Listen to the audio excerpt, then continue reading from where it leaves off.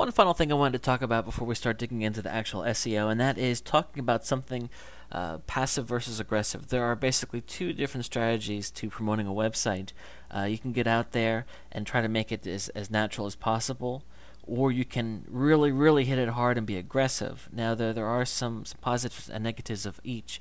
For SEO, for long-term results, I'm going to recommend that you stick with the more passive techniques.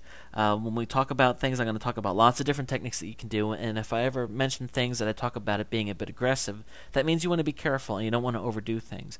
For example, if you're gathering links for your website, getting a couple a day, that's great, that's fantastic. But if you're going to sit down and get 100 new links every day for a week, that's going to cause you some problems, because search engines, when they see all these new links sprout up overnight, that can really hurt you. And we'll talk about that more as we go on, but I just want you to know that you can overdo it with SEO. You want to establish a natural timeline, and I would recommend being more passive in your SEO techniques. Another example of being aggressive would be when you design your page. If you use your keyword every fifth word, that's, of course, if somebody goes to read that page, it's not going to make any sense, but that person's really trying to rank for that keyword, and again, that's overdoing it. That's being too aggressive. So it's just something to keep in mind. You want to maintain a delicate balance to not overdo it, because then the search engines can flag your site and say, this is a spammy site, we're not interested, and boot you right out of the index.